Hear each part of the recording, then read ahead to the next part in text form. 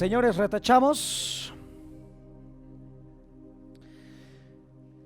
Vamos ahora a practicar el tema de los dedos.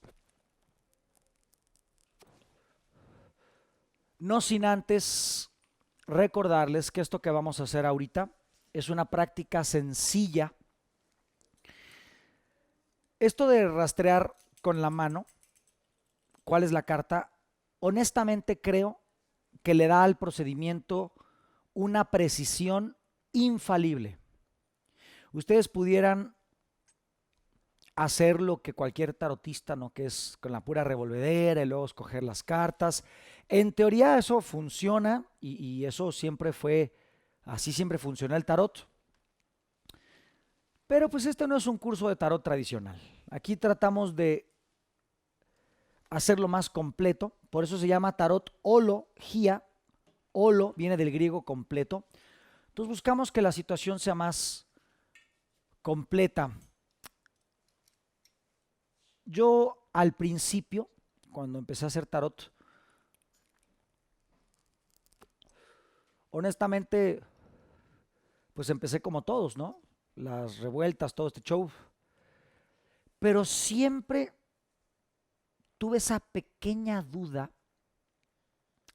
de, ¿será mi mente? ¿Seré yo? Y entonces, al principio, yo en vez de usar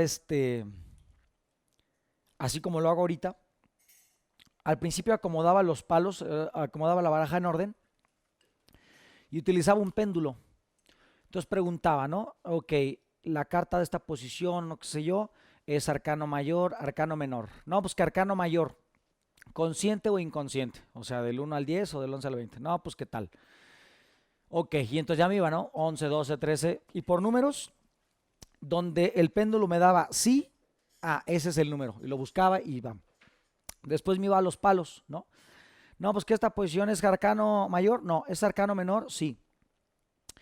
Bastos, copas, espadas, oros, no, pues qué tal, ok. Es numerado, es de la corte, no, pues qué tal. Y así lo iba buscando. Y entonces yo tenía todas las cartas ordenaditas y iba sacando la posición. Así yo noté mucha más precisión, es decir, las tiradas me resonaban mucho más que antes. O sea, porque digo, todo esto ha sido una práctica autodidacta. Si les soy honesto, yo nunca he tomado un curso de tarot. O sea, nunca he ido a una escuela, nunca he ido con un profe. Todo ha sido yo que me tiren el tarot y yo, pues ahí echar ojo y leer como idiota, ¿no? Entonces,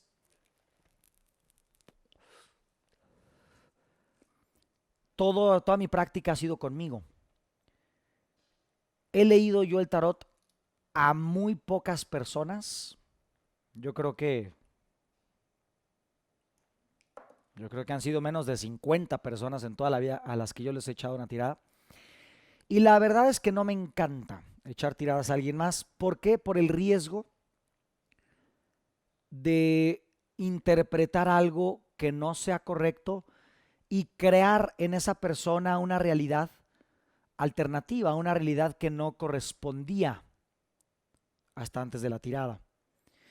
Entonces, ese respeto o ese temor o ese paradigma de no intervención hizo que yo prefiriera siempre trabajar conmigo el tarot. O sea, yo me echaba mis tiradas y XY, ¿no? Pero bueno, como siempre yo fui el test subject, dirían los gringos, nunca, o sea, más bien siempre estuve midiendo qué tanto me resonaban las cartas que iban saliendo. Yo noté conmigo mismo mucha más precisión y mucha más resonancia cuando rastreaba las cartas con péndulo que cuando lo hacía a la revolvida y nada más así sacando cartas. Pero empezó a pasarme algo. Como las cartas estaban ordenadas, había una parte de mí consciente que en algún momento empecé a sentir que influenciaba la tirada. Me di cuenta una vez que pregunté sobre una situación que yo quería hacer y pregunté y me salía el carro. Y honestamente tuve esa sensación de haber influenciado esa carta en mi necesidad de, no, que salga el carro porque quiero que salga bien y no, que salga. En mi necesidad de yo hacer eso que quería, creo que yo mismo influencié la tirada. Me salió el carro, dije, sí, a huevo.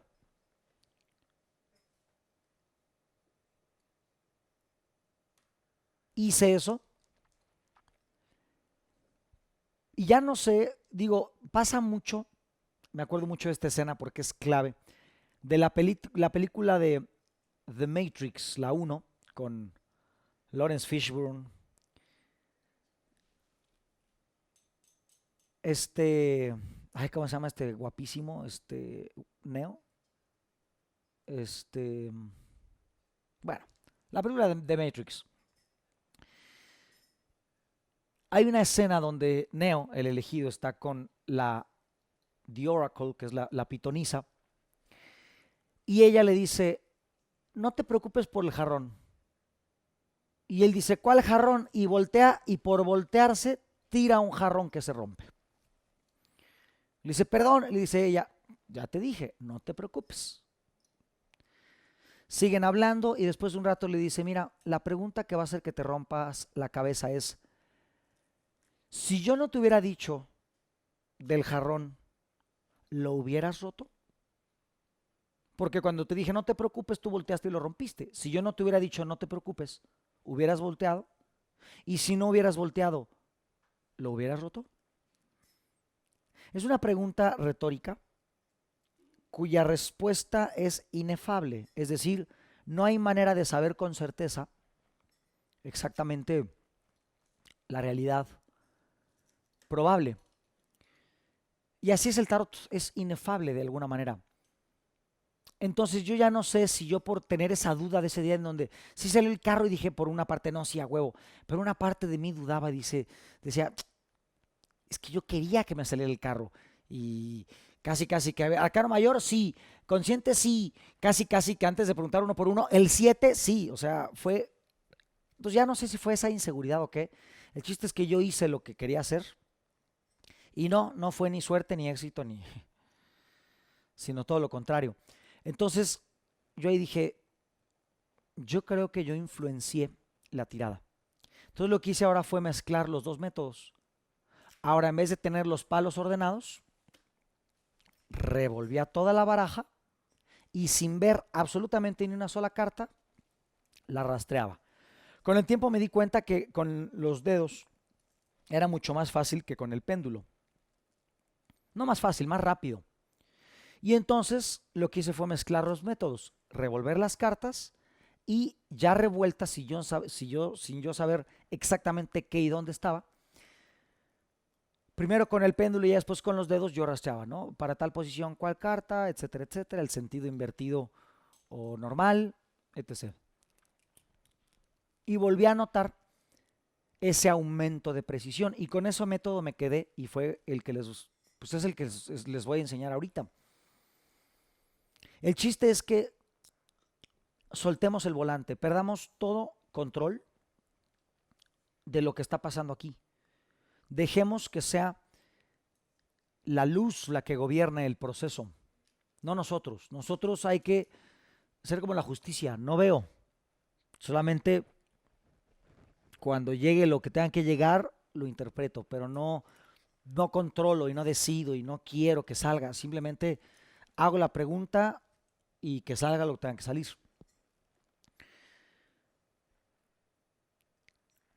Así que ustedes pueden hacer la tirada como ustedes quieran. Ustedes la pueden revolver y nada más sacar las cartas así con la mano. Pueden hacerlo así. De hecho, hay una serie como de pasos para cuando es así. De que no, que tienes que revolverlas no sé cuántas veces y luego que pártela con la mano izquierda y parte tres y una bola de procesos, ¿no? Y cada autor te va a decir una cosa diferente. Uno te va a recomendar que no, que que tu mesa esté orientada al norte y otro te va a decir que la revolvida sean 7 vueltas a la derecha y luego 7 vueltas a la izquierda. Otros te van a decir que no, que la revuelva el paciente, tú no las toques. Y otro te va a decir que no, tú unas y luego el paciente. O tú la revuelves y el paciente corta, ¿no? O sea, corta la baraja. Entonces, ahí hay muchos paradigmas. A final de cuentas, yo creo que la mayoría no son más que creencias. Pero lo importante de las creencias es saber cuál te funciona. Si al final de cuentas la realidad es relativa y dentro de esa realidad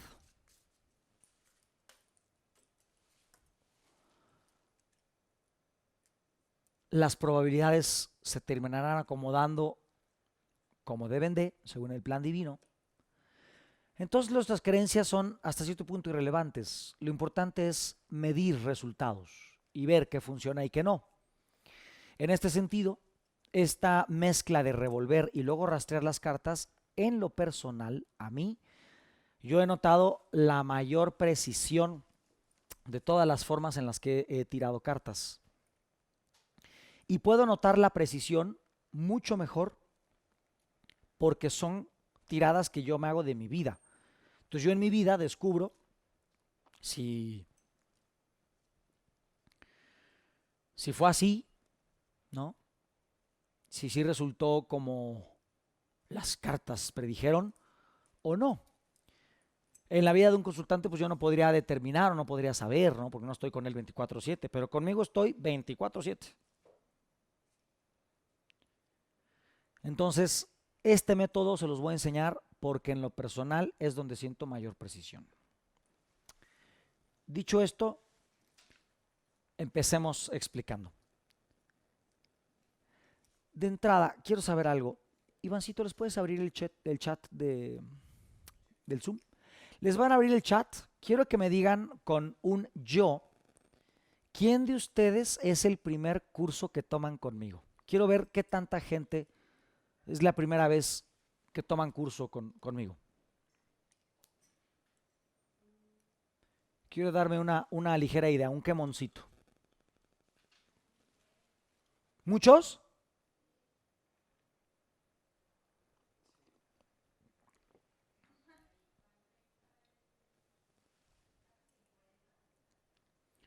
¿Unos 50 tal vez?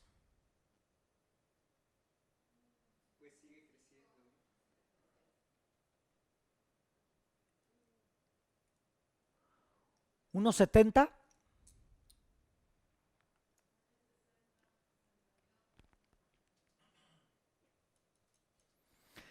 Pongámosle unas 60 personas. Si somos 600 en el curso, 60 personas son el 10%. Como 100. No, pues ya es más. Ya es casi el 20%.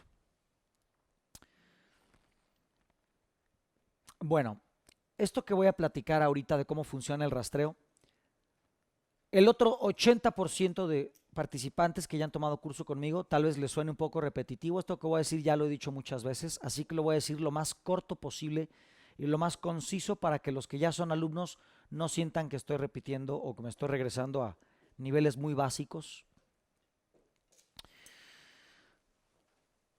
Nosotros tenemos un cuerpo y este cuerpo es dirigido por una mente.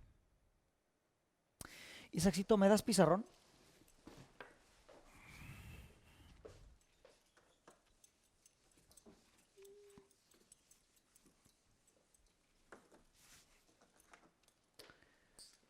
Nosotros somos un cuerpo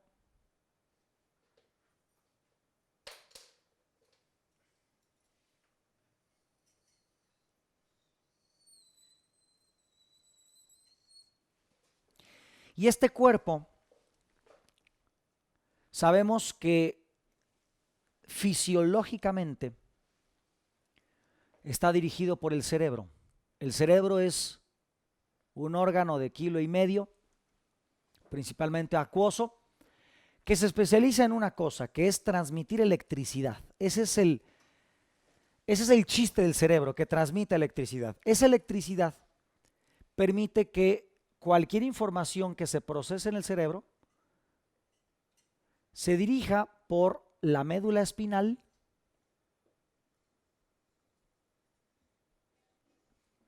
y de la médula espinal vaya hacia los nervios periféricos y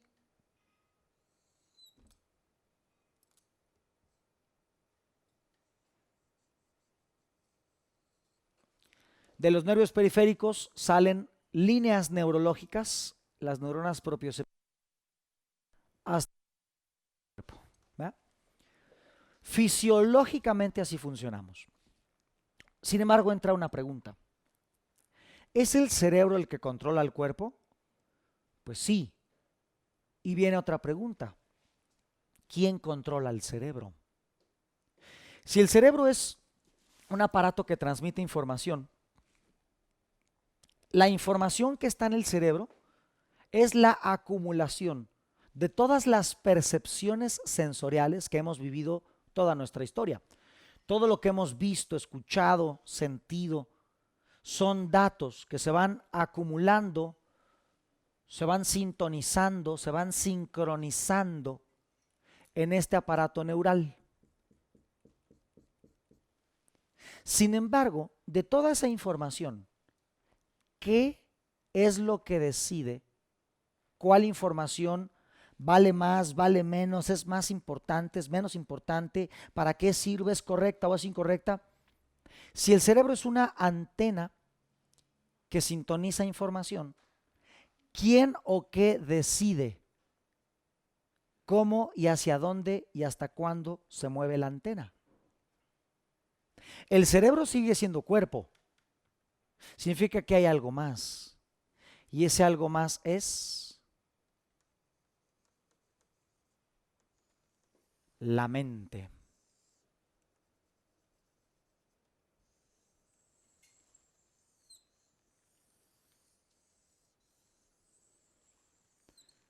Como hace rato les dije, la mente es toroidal. Esta figura como de dona,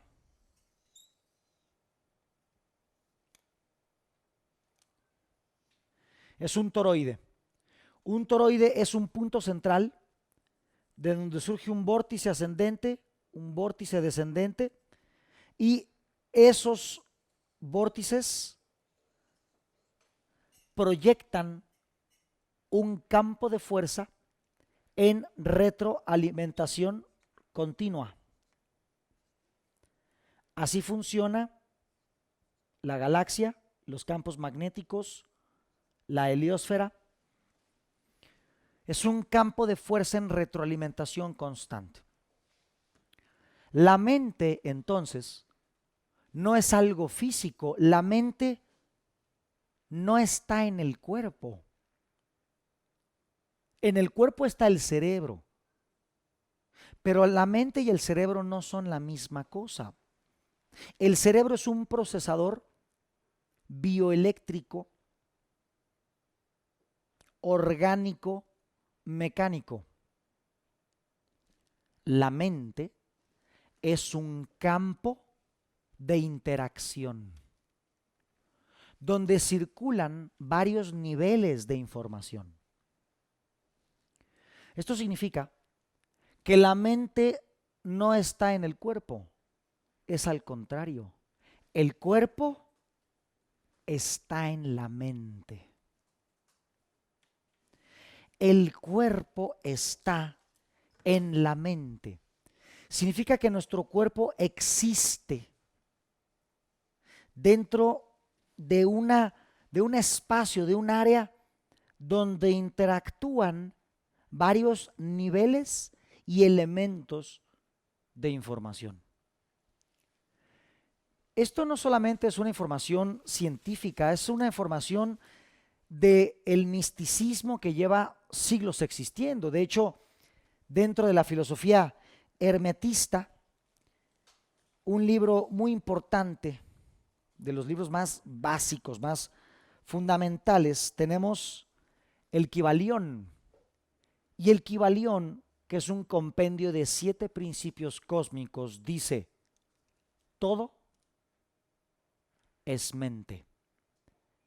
En su primera acepción, todo es mente, es decir, que toda la realidad en la que nosotros existimos, esta realidad tridimensional,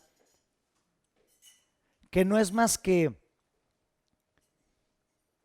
sustancia energética que al organizarse se condensa en materia, algo que Einstein llamó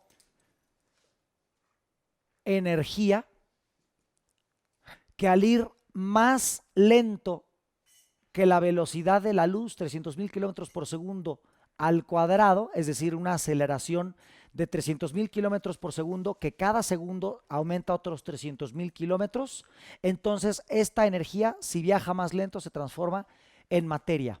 Es la famosa ecuación de la teoría de la relatividad especial.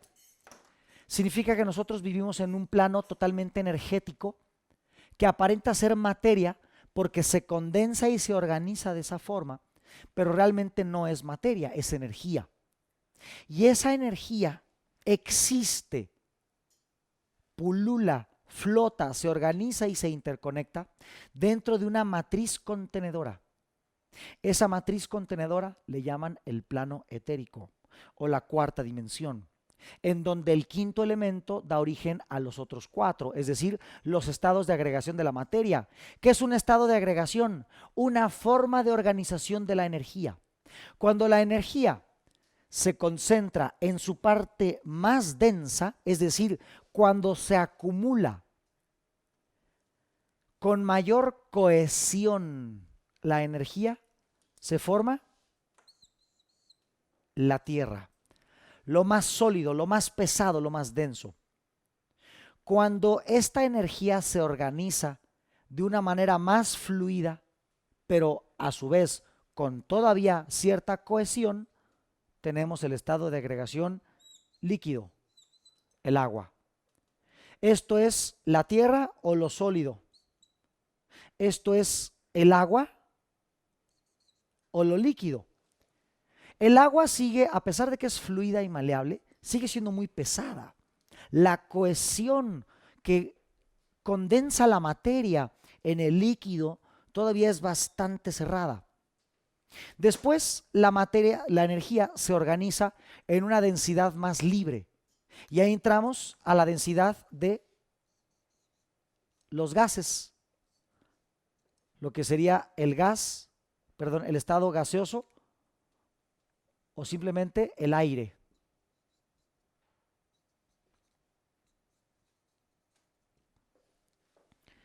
Y cuando todavía la energía se vuelve más dinámica, más expansiva, más rápida, más potente, tenemos el cuarto estado de agregación, que sería el fuego, que en la física no le llamamos fuego, le llamamos plasma. Un estado en donde la concentración iónica genera una fuerza eléctrica que llega a ser visible, que es el plasma. El plasma, por ejemplo, es visible. Digo, ahorita tenemos, como es sábado, las chicas de productos no vienen, pero ahí en productos, en Altermeds, tenemos unos ionizadores que ahorita se pusieron de moda porque la NASA ya sacó el suyo. Y ahí los políticos traen esa pendejada de la NASA. Nosotros los vendemos desde hace meses, desde antes de que sean famosos.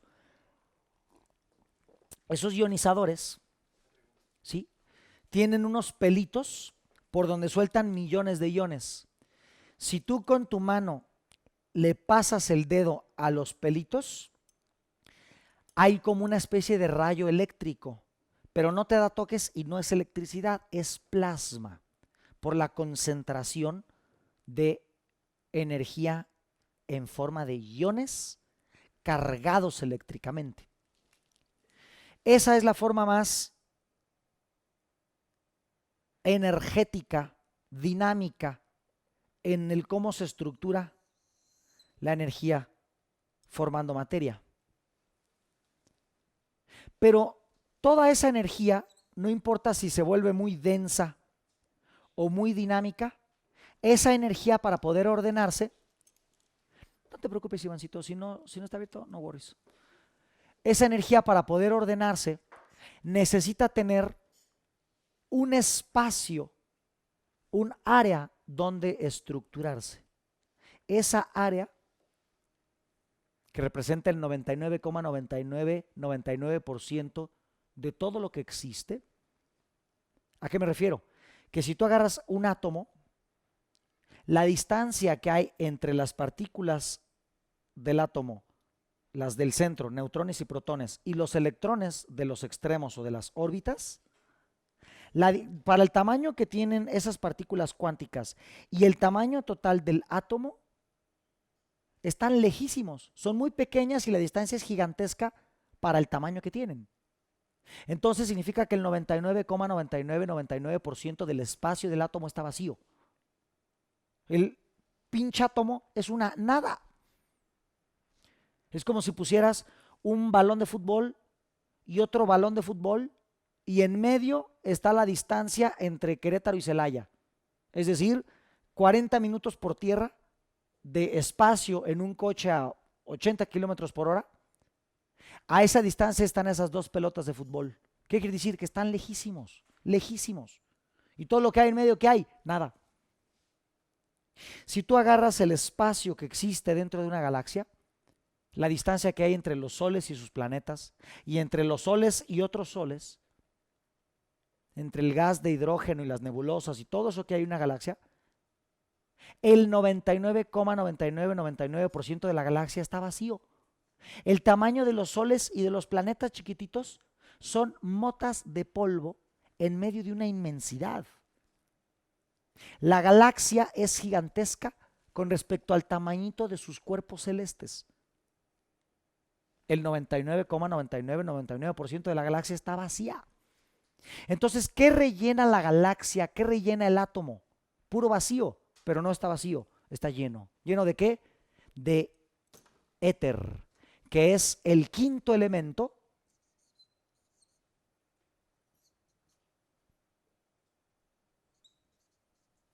su estado de agregación es vacío, pero es un vacío fluido. Tiene la dinámica de los fluidos. Entonces, de ese quinto elemento, que aparentemente está vacío, pero no está vacío, está lleno y fluido, la energía puede organizarse para que al condensarse forme cualquier estado de agregación, que son los 4 elementos o sólido, líquido, gaseoso y plasma. Entonces, nuestra mente, ese campo mental, existe en ese plano. Nuestra psiquis, nuestra mente, que ojo, no es el cerebro, nuestra mente como un área física no está en esta realidad tridimensional, está en la siguiente realidad, lo que sería la cuarta dimensión o el plano etérico, donde todo lo que existe es el quinto elemento, la quinta esencia, el plano del éter, el plano de Ginas, el mundo astral, la cuarta dimensión. Ahí es en donde vas cuando sueñas y cuando mueres. Y de ahí vienes cuando naces. Entonces, nuestra mente, que ojo, ya lo voy a repetir muchas veces para que quede bien claro, nuestra mente, que no es el cerebro, sino es la directriz del cerebro, tiene varios niveles de interacción. Es decir, la información se procesa en varios estratos de profundidad, como las capas geológicas de la Tierra.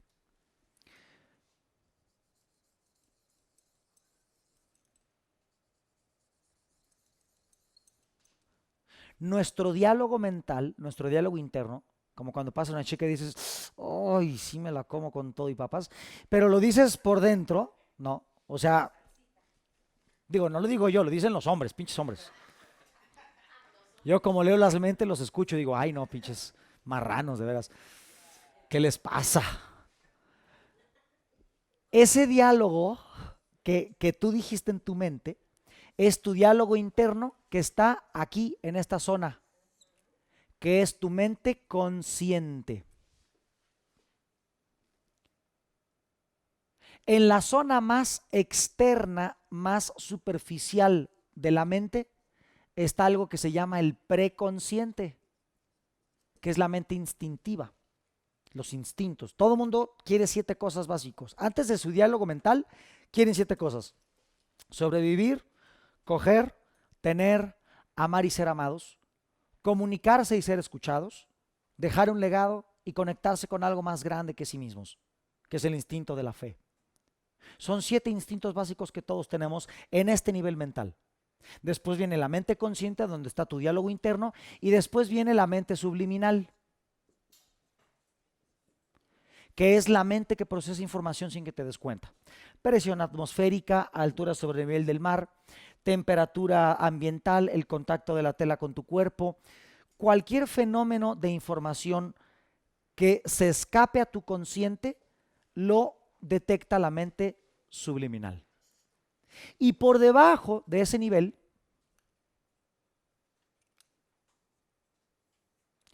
tenemos la mente subconsciente, que es la mente que procesa todo lo que has vivido, todas tus experiencias de la infancia, todas tus experiencias de la adolescencia, todos tus sueños, todas tus esperanzas, todo lo que has vivido, todo lo que tus sentidos han percibido, toda tu vida ha sido grabado en esa capa de la mente. Por acá abajo tenemos las memorias de la gestación, las memorias del proyecto sentido, que es lo que tus padres querían antes de que tú nacieras para ti. Por acá abajo tenemos las memorias transgeneracionales, las memorias de tus ancestros. Y hasta el último tenemos las memorias de las vidas pasadas.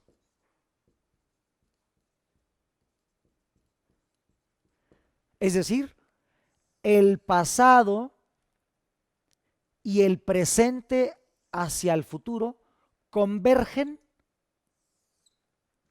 en un mismo punto, que es este centro. Todo ese vórtice en donde se intersectan esas zonas de información, todo va a un punto central, el centro de la X. Y ese núcleo de la mente es lo que le vamos a llamar la mente supraconsciente.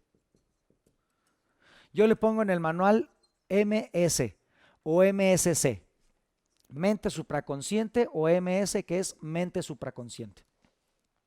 Esa mente supraconsciente es un término que desarrolló Jung. Jung fue muy importante porque fue el primero que se aventuró a estudiar la naturaleza de los fenómenos psíquicos. Él de hecho diseñó la palabra arquetipo. Es una palabra que yo he mencionado mucho, pero todavía no les digo la definición. Arquetipo es el molde de una experiencia tan universal que todos hemos vivido, hemos atravesado o habremos de atravesar. Es algo que se aparece en los sueños de todo el planeta, en sus ilusiones, en el sueño cuando duermen, en su sueño cuando están despiertos, en una situación que se ha vivido en nuestras relaciones románticas, familiares, en nuestros eventos económicos o financieros. Un arquetipo es una situación hecha molde que nos ha pasado a todos. Esos arquetipos flotan en el imaginario colectivo, porque así como nosotros tenemos un toroide personal donde se desarrolla nuestra mente, el planeta tiene un toroide psíquico. Cambien ese mono por un planeta. Ahí está América, Bueno, así al rápido, ¿no? Acá está ya Europa, la chingada, acá está Australia. Es lo mismo, en el planeta Tierra hay un toroide psíquico donde existe y se concentra y se acumula el inconsciente colectivo, del que también habló Jung. Y en ese inconsciente colectivo compartimos experiencias y acumulamos datos y hacemos una especie de promedio. Es en donde se acumula o desarrolla la masa crítica que interviene en la aparición de ciertos eventos determinados. Esto ya fue investigado científicamente por la Universidad de Princeton. Desarrollaron un sistema de máquinas interconectadas, son como 650 máquinas en el mundo, que se llama el Proyecto de Conciencia Global, Global Consciousness Project de la Universidad de Princeton. Estas máquinas tienen unos sensores que todo el tiempo están generando números de forma aleatoria. O sea, son máquinas gritando números a lo güey. 8, 7, 2, 4, 2, bla, bla, bla. Pusieron esas máquinas por todo el planeta y justo en momentos importantes donde se involucra mucha gente, las máquinas empiezan a cambiar su numeración de lo aleatorio, del random, a patrones numéricos definidos que coinciden en todas las máquinas del planeta. El ejemplo más claro y lo que fue el breakthrough de este proyecto fue el 11 de septiembre del año 2001, que fue el evento de las Torres Gemelas, en donde el mismo gobierno americano, en una operación de falsa bandera, atentó contra su propia gente para crear un enemigo imaginario exterior, que fueron los talibanes. ¿Verdad? Derruyeron sus propias torres, porque esas torres no las tiró un avión. Los aviones no tumbaron las torres. Las torres sufrieron una demolición interna, derritiendo las columnas interiores. ¿Por qué creen que se desplomaron como las destrucciones que hacen de los edificios de demolición? ¿Por qué creen que se cayeron así las torres? Cuando llegaron los bomberos, encontraron albercas de acero líquido en los sótanos. Esas torres, por eso la gente que estuvo en ese evento, dicen que se escucharon los aviones, pero después de los aviones escucharon una serie de explosiones. Pa, pa, pa, pa, pa, pa. ¿Qué fueron explosiones? Fueron las bombas programadas en todo el edificio para tirar la torre como una demolición perfectamente controlada. Las Torres Gemelas fue algo que cambió al mundo. ¿Por qué? Porque un evento donde murieron 6,000 personas o 5,000, suena muy frío de mi parte, pero no son muchas personas. 5,000 personas no es mucho. Diario se suicida el doble de gente en un país grande. Bueno, no tantas, pero en el mundo entero, diario se suicida la misma cantidad. ¿Por qué 5,000 personas? La desnutrición, el hambre, la diabetes, el tabaquismo, los accidentes viales matan 5,000 gentes más. ¿Por qué 5,000 personas y un par de edificios representaron tanto? Cambió la hegemonía y la estabilidad de poder visible en el mundo. Estados Unidos se autodisparó en un pie para tener el pretexto de decir, pues ¿saben qué, cabrones? Con esta pistola que me disparé, les voy a apuntar a todo mundo, porque solo me queda una pata. En ese momento que el gobierno gringo agarra de pretexto eso, empieza sus incursiones descaradas en Medio Oriente. Ya lo venía haciendo desde Bush padre, pero en ese momento cambia la geopolítica, la agresividad geopolítica cambia totalmente.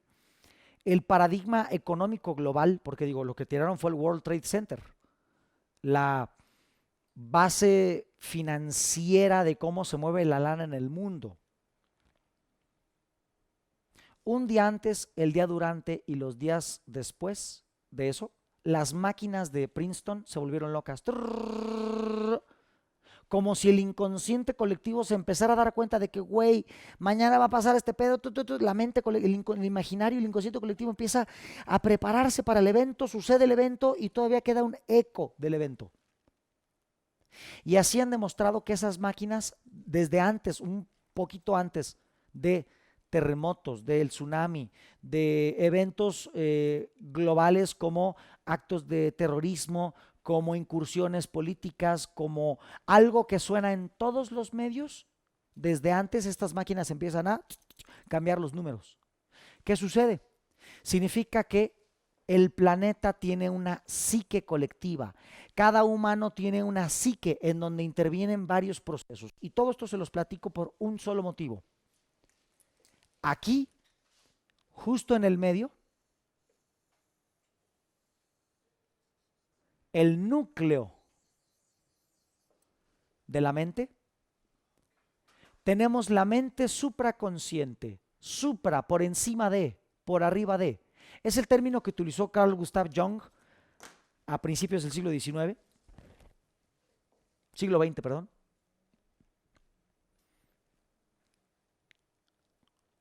Pero tiene otros nombres en las escuelas de misterio. Le llaman, bueno, en la filosofía de Immanuel Kant le llama el Funkelín, la chispa divina. En palabras de la metafísica le llaman el yo superior, el yo soy. Tiene otros nombres como la mente divina, el Keter en el Malkut, Ibn Allah. Tiene muchos nombres ese núcleo de la mente en donde se dice que reside Dios mismo. Y entonces la pregunta, ¿qué es Dios? No hablo del Dios de las religiones. Hablo de esa conciencia en donde todas las psiquis del universo residen. Acuérdense, el plano físico, la tercera dimensión en donde hay estados de agregación, donde hay materia, flota en una dimensión externa a esta, llena de éter, donde la energía se puede organizar formando materia. La pregunta es, ¿dónde flota el éter? ¿Cuál es la matriz que contiene al éter en donde coincide la psiquis humana, la psiquis colectiva? ¿En dónde flota la psiquis para poder organizarse? Esa conciencia colectiva donde la mente puede existir se llama conciencia.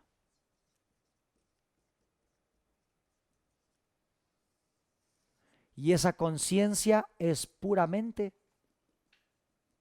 espíritu.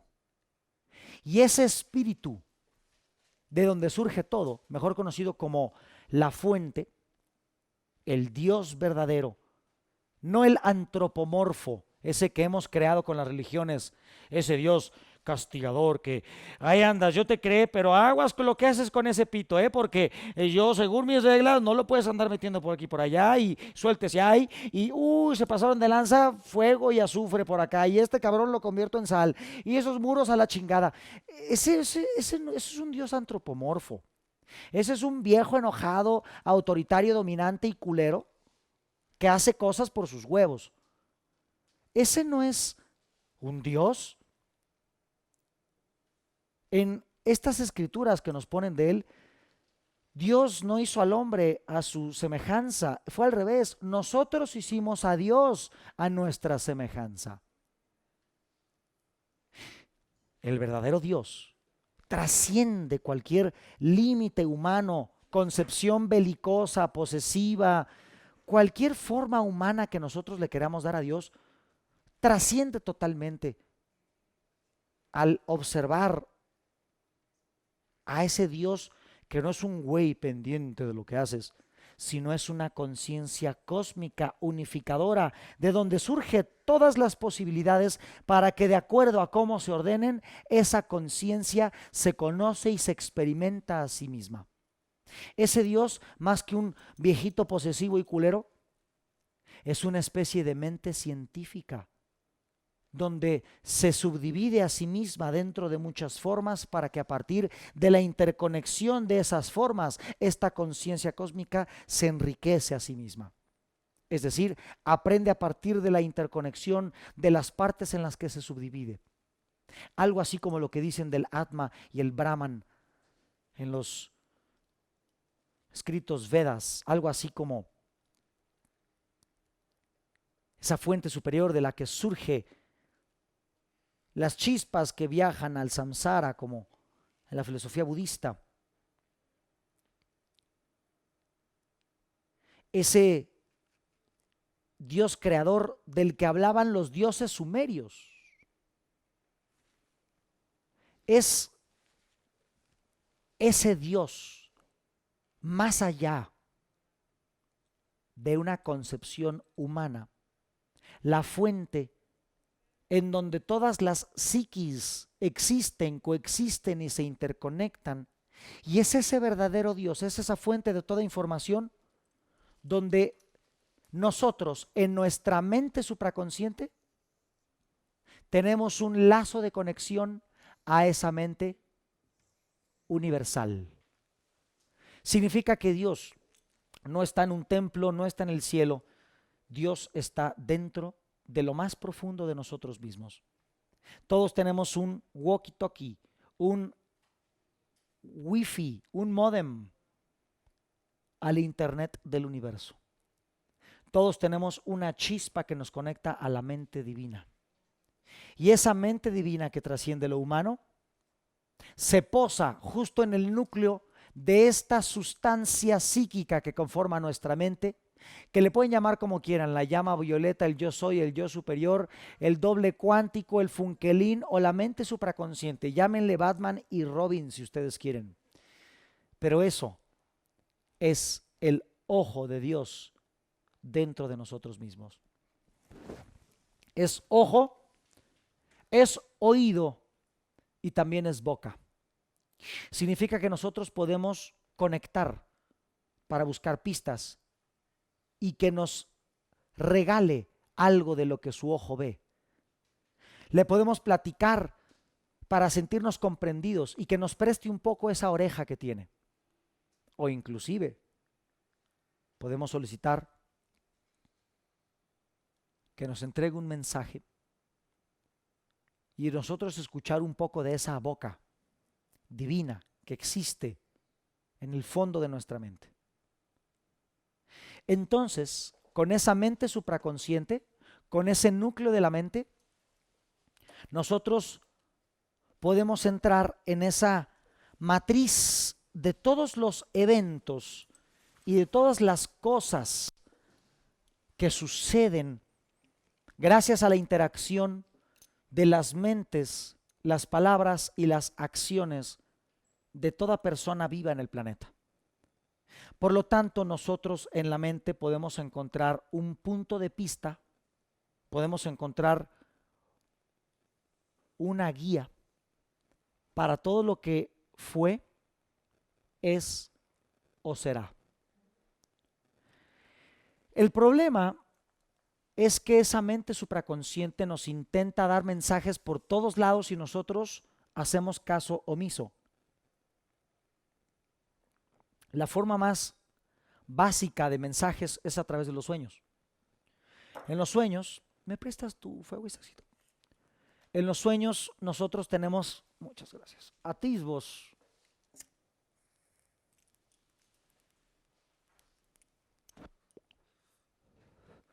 de esa mente universal y nos comunica a través de imágenes, sensaciones, vivencias etéricas, algo que fue, es o será. Otra forma, todos la hemos tenido, que es las típicas corazonadas, los típicos, esas formas como intuitivas, que esos presentimientos que dices, no, es que por aquí, o mejor me bajo, o mejor no, o esas cosas que de repente llegan y que tú no sabes de dónde, es de la mente supraconsciente. Todos hemos tenido esa inspiración divina. De hecho, la palabra inspiración es in dentro de spiración, es spirare, espíritu. La inspiración es contactar con el espíritu que llevas dentro. ¿Y ese espíritu quién es? Es Dios, es la mente supraconsciente, es la fuente misma que nos va dando pistas. El problema es que a veces esos sueños los olvidamos, esas corazonadas las ignoramos, y el problema es que a veces no tiene una plataforma para darnos avisos claros. Esta es una plataforma. Esto es una ventana para que esa mente supraconsciente nos ayude a establecer claridad sobre una cuestión que tenemos pendiente. Entonces, esto de mover la mano es invocar a través de nuestra mente consciente a la mente supraconsciente, para que esa mente supraconsciente, a través de la mente subliminal, dirija un impulso eléctrico que va del cerebro hasta cualquier zona corporal y genere una contracción muscular que nosotros podamos conscientemente percibir. Ejemplo, dame un no, dame un sí, dame un no, dame un sí, dame un no, dame un sí. Parece que uno es el que lo hace, y es que lo hace tu cuerpo. Sí lo haces tú, pero no eres tú. Lo hace tu cuerpo, pero tú no lo haces voluntariamente. Cuando yo hago esto, no es que yo quiera mover la mano, no es que yo esté queriendo hacer esto. Yo conscientemente hago esto, pero el pulgar no lo controlo yo. Manifiéstame un no, manifiéstame un sí. Eso de que empieza a pegar en otro dedo, yo no lo hago de manera voluntaria, no lo hago de manera consciente. No le estoy yo ordenando al dedo, métete. Estoy permitiendo que mi cerebro sea sensible a ese campo de información supraconsciente y esa información se revele dentro de mí a través de una plataforma que yo estoy poniendo, que es la contracción muscular. Mis músculos se transforman en el lienzo que la mente cósmica ilumina. Entonces, esto de rastrear se transforma en una canalización de información. Los canalizadores han existido desde siempre. ¿Qué fue Jesús sino un canalizador? Hablaba con su padre, ¿no?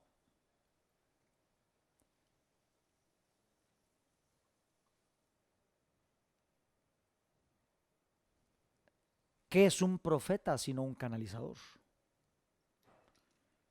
¿Qué es un vidente?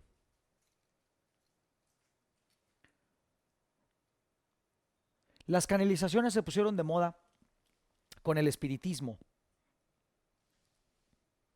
En el siglo XVIII, con Swedenborg, comienza una era en donde los seres humanos se dan cuenta que en cierto estado pueden acceder a experiencias sensoriales. El camino lo abre Miguel de Nuestra Señora, mejor conocido como Michel de Nostradamus, en el siglo XVI o XV. Pero Michel de Nostradamus era bastante espontáneo. Digamos que la canalización que él vivía no era precisamente autoinducida del todo. Desde Swedenborg para acá, desde 300 años para acá, el ser humano se da cuenta que puede autoinducirse esas experiencias en donde tiene visiones, donde la Virgen le habla, ¿no? Y El problema radica en que exactamente quién te habla. ¿Es la fuente? Porque Swedenborg, por ejemplo, se comunicó con alquimistas, se comunicó con su padre, se comunicó con Jesucristo. O sea que no nomás Dios te habla. Por eso se llama espiritismo. Porque puede ser el espíritu o las almas, que es diferente. Entonces con la canalización se abre una puerta, pero al mismo tiempo un riesgo, que es ¿a quién chingada madre estás tú canalizando? ¿Quién está hablando a través de tus visiones? ¿Quién está hablando a través de tu boca? Porque está la canalización, que es compartir el cuerpo, y está el mediumnismo, en donde el medium se apaga y de repente se despierta otra cosa que habla con otra voz y habla en otro idioma. Y de repente se va esa entidad y de repente llega otra persona, que es el del cuerpo, y dice, ay güey, ¿qué pasó? Y no recuerda nada. Es bien curioso, pero fue el espiritismo el que a mí me trajo a esto. Mi mamá en los años 50 iba a una clase de teatro. Ella estudió teatro de los 15 a los 18, algo así. Y tuvo un maestro de pantomima. Ella decía que ella y todas sus compañeras estaban enamoradas de ese maestro, porque ese maestro les hablaba de tarot, les hablaba de la conciencia, les hablaba de el misticismo, y todo eso se los infundía dentro de una clase de pantomima en teatro.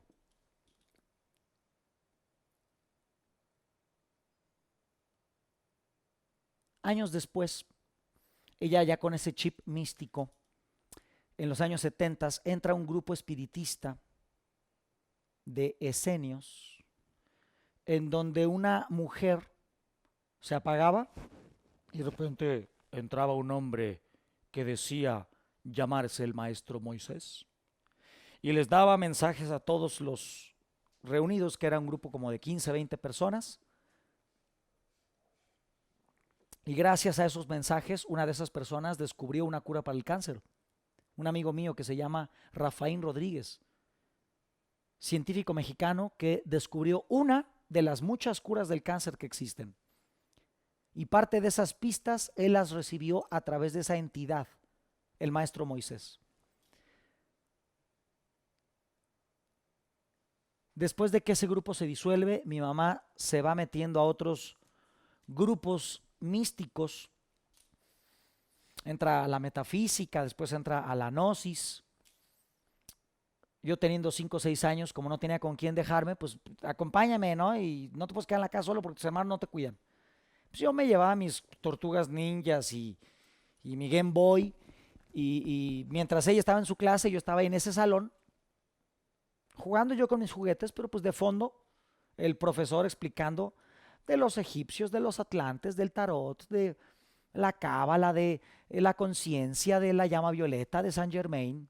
Y aunque a mí me importaba un rábano partido por la mitad todo eso, porque yo tenía 5 años y yo jugaba a Batman y a Superman y a la Tortuga Ninja, pues se te va quedando eso de fondo. Y yo pensaba que era normal, hasta que yo veía que en la escuela mis amiguitos no hablaban de eso. Y cuando yo les platicaba de eso, pues todo como que me hacían el meme ese del negrito que, ¿no? ¿De qué habla este güey, no? La primera forma en la que yo gané dinero en la vida, porque bueno, pues éramos bien fregados de cuando yo estaba niño, pues mi mamá soltera, 3 hijos, padres ausentes, no, pues estábamos bien fregados, ¿no? Ella hizo siempre lo posible por mantenernos y lo hizo muy bien, pero pues lujos nunca pudo haber. Entonces, pues para la escuela, pues si acaso me daba un peso o no había nada, a veces no me daba nada. Y en la escuela pues tenías que comprarte tus churritos y tu banderilla y cosas así. Entonces yo me llevaba la baraja de la casa, mi mamá tenía su tarot y su baraja española y la chingada, y yo me lo llevaba a la escuela y yo les leía el tarot a mis amigos. Por supuesto les decía puras estupideces, ¿no?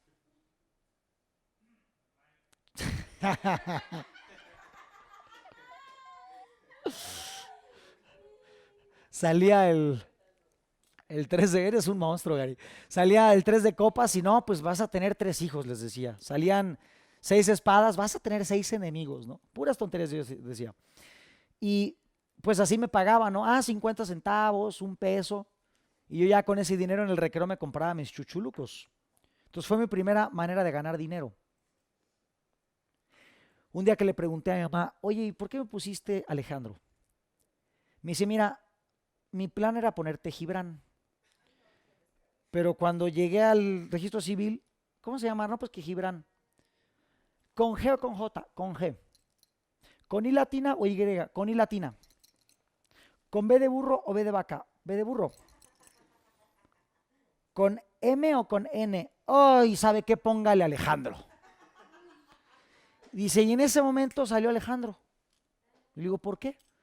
Me dice, bueno, pues yo pensé que en un principio, pues por hacerle un poco de honor a tu papá, que se llamaba Antonio y su nombre empezaba con A y terminaba con O. Pero después me quedé pensando, y yo creo que te lo puse por honor a mi maestro de pantomima. Y su maestro de pantomima fue un hombre que se llama Alejandro Jodorowsky, que es el que escribió el libro que les dije ayer o antier. Alejandro Jodorowsky estuvo en Ciudad de México muchos años, que aunque él es chileno y estuvo también mucho tiempo en Francia, aquí en México estuvo haciendo teatro y cine. Y en esa época, en los 50, 60, mi mamá fue alumna de él de pantomima. Y el hecho de toda esa línea de eventos ha definido consciente o inconscientemente mi acercamiento a estas cosas. Todo es parte de un gran plan. Todo es un signo. La vida es una paradoja. El universo es inefable. Pero aún así tenemos una conexión con ese Dios interno. La mente supraconsciente está dentro de ti y está esperando todo el tiempo que tú accedas. Lo único que necesita es que le des una plataforma de comunicación. La plataforma de comunicación que les voy a enseñar es a partir del cuerpo. El péndulo es una. El péndulo existió antes esto del cuerpo. El péndulo y la horquilla y las varitas de Saurí son milenarias. ¿Quién mueve el péndulo para acá? ¿Quién lo mueve para acá? Pues es tu mano. Sí, sí es tu mano. Pero ¿quién mueve tu mano? No es tu mente consciente. Es tu mente supraconsciente. Pero ¿qué pasa si un día no traes tu péndulo? Ay, pues me chingué, ya no puedo hacer esto. No. Si al final de cuentas el péndulo lo mueve un micromovimiento inconsciente de tus manos y tus dedos, tú no lo haces conscientemente, pero tu mano sí lo hace, ¿por qué no en vez de que mueva tus dedos de forma imperceptible, por qué no mejor que los mueva completos de una forma perceptible? Porque aquí ese movimiento, micromovimiento, se ve canalizado a través de la cuerda con unos pequeños imperceptibles movimientos acá arriba en tus dedos que hace que la bola se mueva para un lado, para el otro, o vertical o horizontal. Pero ¿por qué no en vez de canalizar el movimiento a través de un instrumento, por qué no simplemente se mueve la mano? Esto lo descubrió el doctor John Thie y el doctor Goodhart, los que crearon el Touch for Health y lo que después se convirtió en la kinesiología aplicada, que era utilizar movimientos musculares para ver cómo estaban tus meridianos de acupuntura, cómo fluía el chi o la energía dentro de tu cuerpo. Después el doctor Goiz toma este método del test muscular para buscar pares biomagnéticos. para preguntar qué par biomagnético necesita alguien para curarse y la PAT te responde, un pie se acorta y ese es el sí, ponme ese imán o no, ese no lo necesito. Pero uno puede preguntar meridianos de acupuntura, como en la kinesiología. Uno puede preguntar pares de imanes, como en el biomagnetismo. Uno puede preguntar medicamentos homeopáticos, como en la homeopatía. O uno puede preguntar arquetipos de tarot. La clave sería aprender a hacer esta conexión, la cual es muy sencilla. De los 600 alumnos que tenemos ahorita, tal vez 500 digan, puta, esta clase ya me la eché.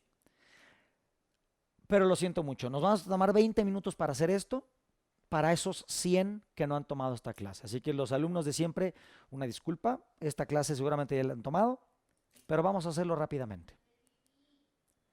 Ándele, los que ya tomaron esta clase aprovechen y vayan a cagar. Los que no, ahí les va.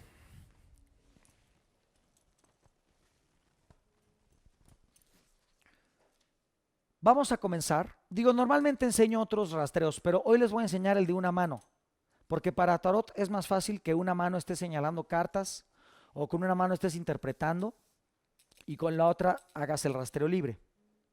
¿Ok?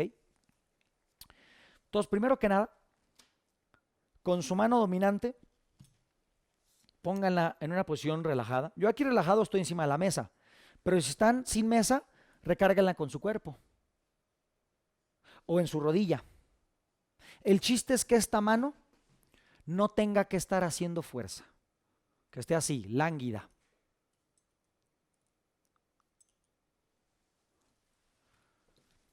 Que tenga como disfunción eréctil, ¿no?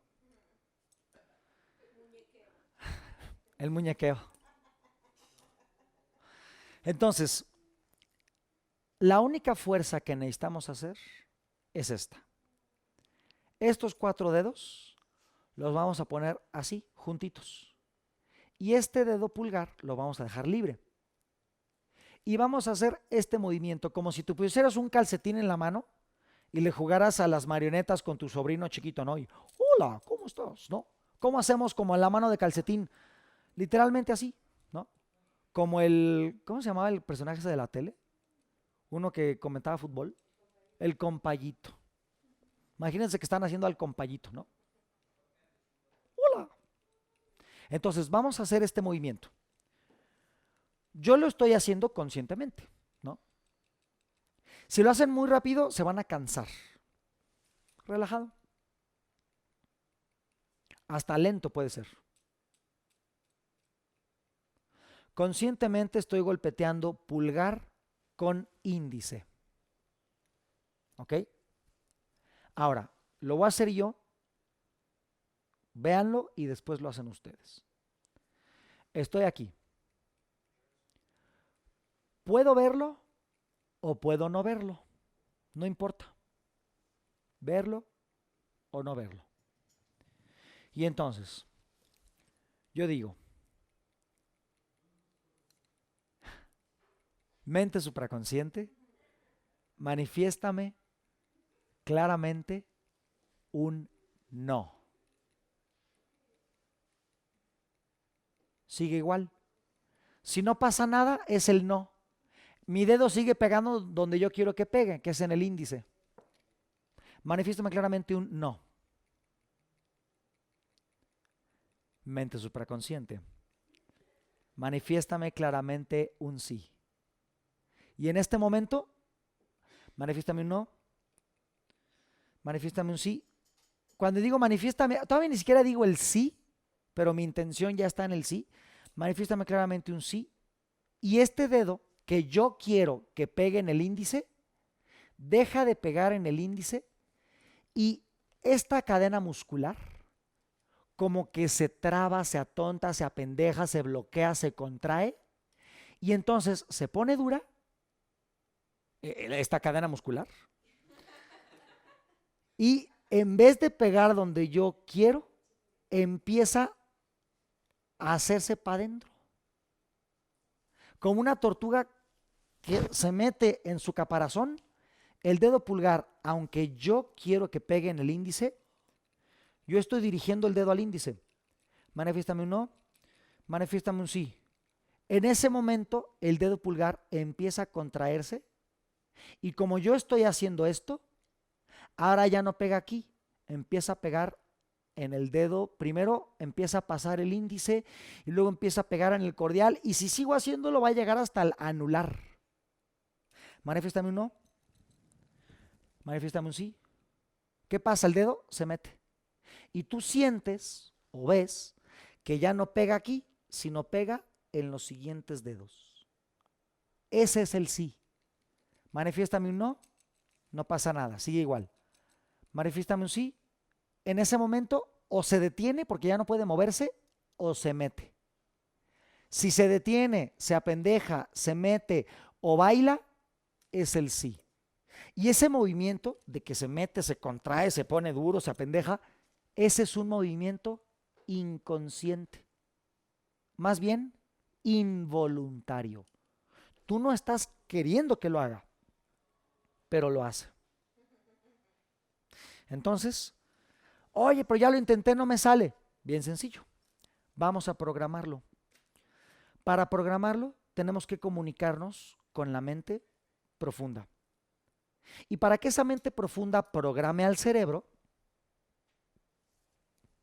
la mente se programa con un movimiento psíquico, pero el cerebro se programa con un movimiento neurológico. Es decir, se hacen unas nuevas redes de neuronas que sostienen este mecanismo fisiológico. Literalmente es conectar cables en diferente orden en la cabeza. Y para que este movimiento neurológico se dé, necesitamos relajar la mente. Y para relajar la mente, vamos a hacer un procedimiento de 3 minutos. Pónganse en una posición cómoda.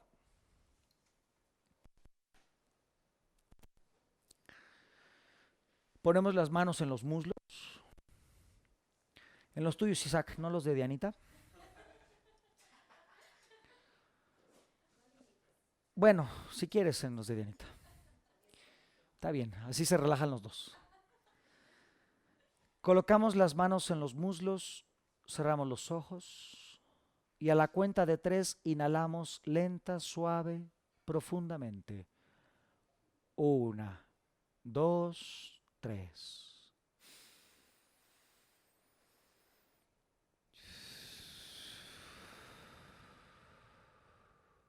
Vamos a hacer 7 respiraciones suaves, profundas.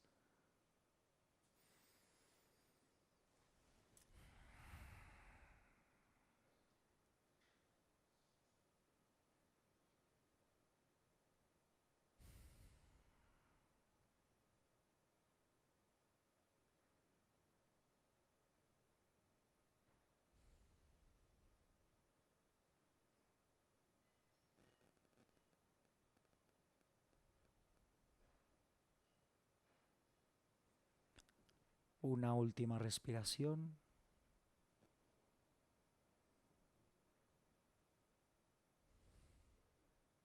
Bien. Para que el cerebro se relaje, es suficiente llevar nuestro enfoque mental a los procesos automáticos del cuerpo. Siente en el centro de tu pecho cómo late tu corazón. Se siente un latido a manera de golpeteo.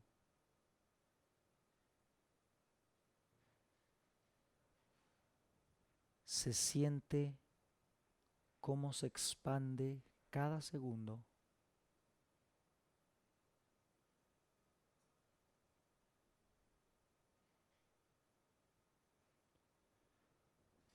Disfruta la sensación.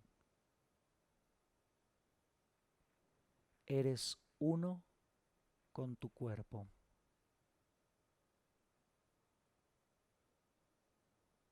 A cada latido, el corazón se siente cada vez más tranquilo, inclusive late suavemente más lentamente. Cada latido es más cálido, más tranquilo.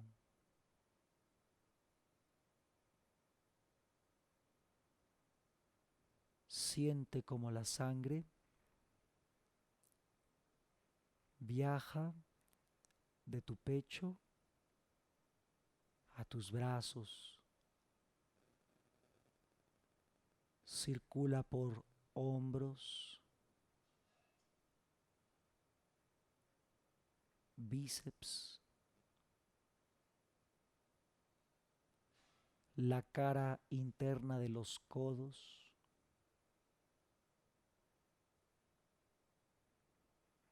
en las muñecas. Es muy fácil de sentir el latido en las muñecas.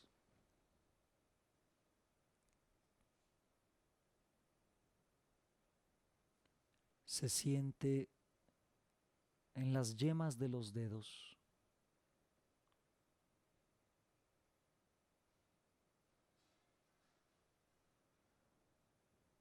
Este latido representa la vibración del universo en contacto contigo. Este latido es el día y la noche, masculino y femenino, positivo y negativo, ácido y alcalino, luz y oscuridad. Este latido es la frecuencia de la Tierra, las ondas gravitacionales,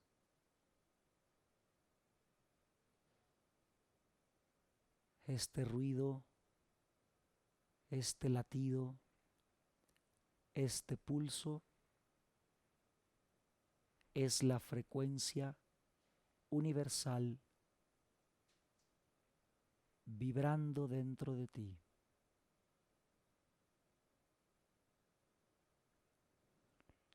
En este momento tu cuerpo está mucho más relajado, tranquilo. Tu mente está libre y tu cerebro disponible. Estás en el momento perfecto para programar algo en tu mente y en tu cuerpo. A continuación diré unas frases. En tu mente, con tu voz mental, repite estas frases sin la necesidad de decirlas con tu voz, simplemente en tu mente, dentro de ti. Las frases son las siguientes. Mente supraconsciente.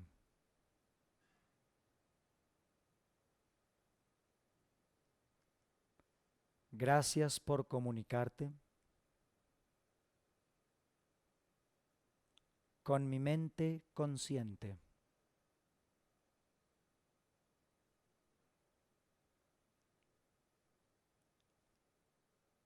En este momento establezco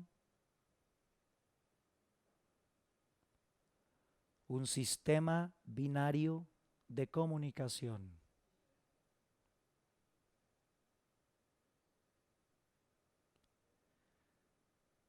Las respuestas que necesito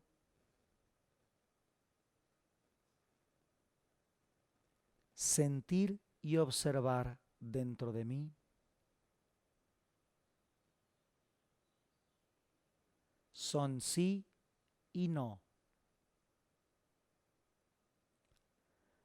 Afirmativo y negativo.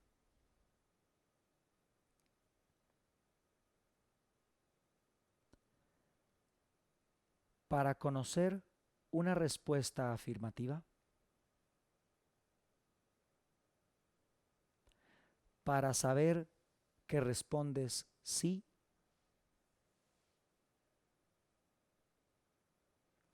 hay una contracción muscular clara y visible en algún dedo de mi mano.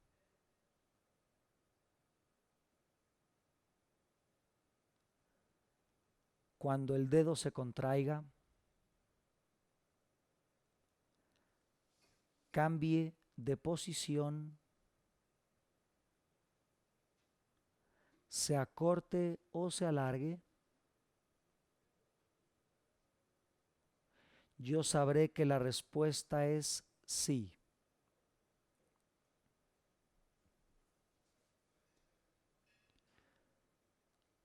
Cuando mis dedos sigan iguales,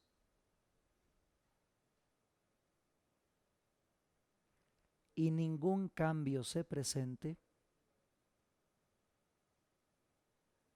yo sé que la respuesta es no.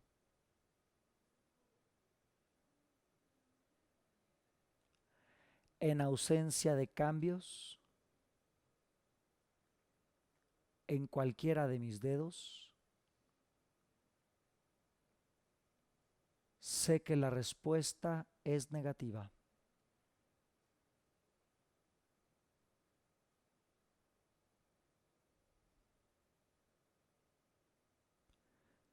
Gracias, mente supraconsciente, por sintonizarme con toda respuesta universal.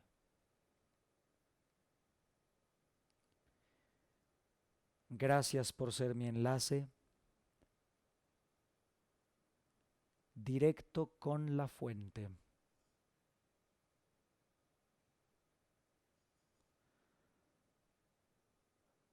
Yo soy la resurrección y la vida.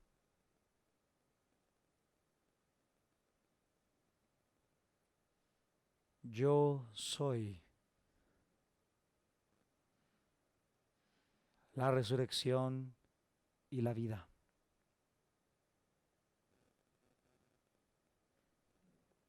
Yo soy la resurrección y la vida.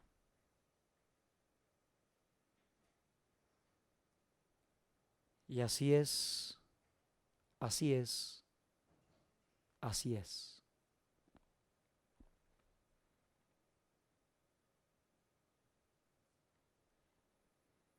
Sentimos los dedos de las manos, les damos un ligero movimiento. Sentimos los pies, los podemos mover. Nos estiramos como gatos y cuando estemos listos podemos abrir los ojos.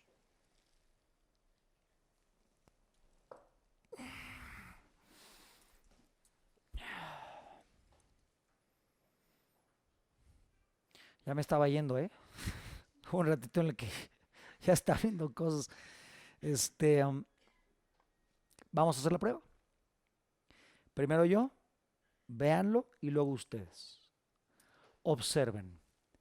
Primero el comando, luego el movimiento. Hago este movimiento, pero todavía no se da el movimiento del sí. Todavía no hago ningún comando. Lo más fácil es empezar por el no, porque pues no pasa nada. Manifiéstame claramente un no. Manifiéstame claramente un no. Manifiéstame claramente un sí. Manifiéstame claramente un no. Manifiéstame claramente un sí. Hay otra manera. ¿Me das la cenital? Voy a poner un límite. El límite va a ser este tetragramatón. Mi dedo cordial, que es este de en medio, va a estar tocando justo la línea donde está el círculo. ¿Ok? Ahí estoy en contacto. Ahora hago esto. Cada vez que yo golpeo, estoy tocando con el dedo cordial el círculo. Ahora yo digo, manifiéstame un no. Sigue igual. Manifiéstame un sí. Se separa. Manifiéstame un no. Manifiéstame un sí. Manifiéstame un no. Manifiéstame un sí. Manifiéstame un no. Manifiéstame un sí. Manifiéstame un no. Manifiéstame un sí. Manifiéstame un no. Manifiéstame un sí. El problema es que es un ruidero, ¿no? Este todavía es más silencioso. Manifiéstame un sí. Manifiéstame un no. Manifiéstame un sí. Otra podría ser con un dedo, a ver si es menos escandaloso. Es un poco más cansado. El antebrazo se cansa, pero a ver. Manifiéstame un sí. Ay, como que se me atonta. Manifiéstame un no. Manifiéstame un sí. Ay, güey, es bien raro. Como que se traba. A ver. Manifiéstame un no. Manifiéstame un sí. Algo pasa raro. Como que no tengo buena motricidad así. Se me traba en vez de moverse. Este es muy bueno, pero es muy ruidoso. Un no. Un sí. Un no. Un sí. Un no. Es rápido, pero pues es ruidoso. Yo el que siempre enseño los cursos es con los pulgares. Manifiéstame un no. Manifiéstame un sí. Manifiéstame un no. Manifiéstame un sí. Manifiéstame un no. Manifiéstame un sí. Entonces, como ustedes quieran, aquí, aquí, aquí, yo para tarot, esta es fabulosa. No sé qué, a ver, está en este mazo, es esta carta, es esta otra. Entonces tienes una mano para tú dirigir tu atención y tienes esta de sensor. ¿Ok? Uy, ya van a ser las 2:30. Pues ¿en qué se me fue la clase? En hablar del PGBA. Dios. La tirada ya no me da tiempo de hacerla completa, la vamos a dejar para después de comer. Vamos a tener 1 hora y media para comer. Obviamente no se tardan 1 hora y media. Si acaso comen en 40 minutos. Si están en su casa, ay, te paras, te calientas unos frijoles, unas tortillas y en 40 minutos ya acabaste. El rato que les quede, sea media hora, sean 40 minutos, 1 hora o media, intenten este. ¿Qué se necesita? Práctica. ¿Cuánto tiempo? Un rato. ¿Cuánto? No sé, güey, hazlo. Hay gente que se tarda 3 minutos, hay gente que se tarda 5, hay gente que se tarda 10, pero mira, así te tome 20, hazlo. Ya que te salga la primera vez, vas a entender qué se siente, qué sucede. Y ya después es mucho más fácil. Algo que puede pasar es que empiece a cansársete la mano, ¿no? Como que se empieza a engarrotar, como que este movimiento mucho tiempo cansa. Entonces, si de repente ya como que te cansaste, etcétera, de aquí, de acá, relájate. Inténtalo con la otra. Yo con la izquierda nunca he podido bien, pero a ver, ¿cuál es mi no? ¿Cuál es mi sí? Lo que sucede es que este dedo deja de moverse, entonces como que se apendeja mucho, ¿no? Si de por sí tengo mala motricidad con la derecha, con la izquierda peor. Manifiéstame un no. Manifiéstame un sí. Pues más o menos. Otra, por ejemplo, que podría ser más fácil es aquí. Observen esta. Manifiéstame un no. Manifiéstame un sí. Manifiéstame un no. Manifiéstame un sí. Los dedos como que se suben. Otra que podría ser es así, todos juntos. Manifiéstame un no, manifiéstame un sí. ¿Qué pasa con el dedo? Se mete. Así va para allá. Así se mete. Así todos los dedos se meten, ¿no? El chiste es sentir cómo tu mano cambia. Ese es el sí. Puede ser un dedo, pueden ser varios, pero en cuanto tu mano se traba, se mueve diferente, se va a algún lugar, ese es el sí. Así de sencillo. ¿Ok? De regreso vamos a hacer una tirada. Todos en su casa, es una tirada personal. Yo se las voy a guiar, es muy sencilla. Pero sí necesitarían sus cartas. Entonces, por ahí ve que en el grupo de Telegram alguien muy amablemente subió un archivo o unas imágenes.